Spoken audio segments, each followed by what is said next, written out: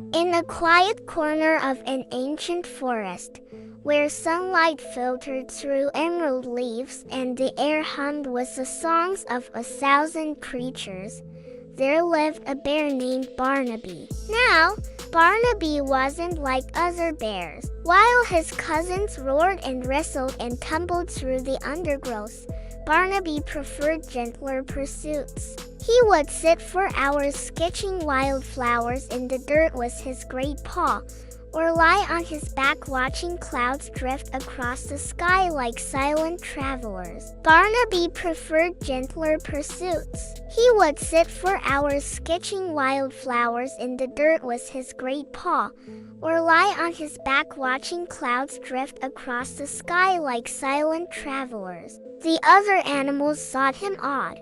This massive bear was the softest heart. But Barnaby didn't mind. He had his forest, his flowers, and his peaceful days. One morning, as dew still glistened on spider webs like tiny diamonds, Barnaby heard a sound, not the usual forest symphony, but something disparate, a frantic buzzing, growing weaker by the moment. He followed the sound to a small puddle where a tiny bee struggled, her delicate wings heavy with water, unable to lift herself to safety.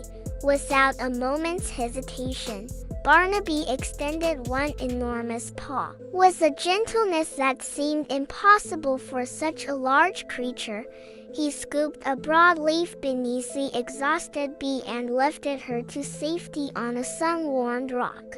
The bee, whose name was Beatrice, though Barnaby wouldn't learn this until later, lay there catching her breath, one compound eye watching this giant who had saved her life. Beatrice didn't fly away. Something about this gentle giant made her stay, and so began the most unlikely of friendships.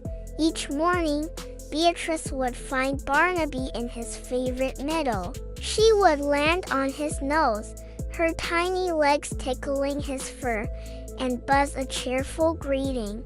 Barnaby would rumble back, a sound so deep it made Beatrice vibrate like a tiny tuning fork. They shared everything. When Barnaby found wild berries, he would hold them carefully so Beatrice could taste the sweet juice. When strong winds threatened to blow Beatrice away, Barnaby would cup his paws around her, creating a safe harbor in the storm.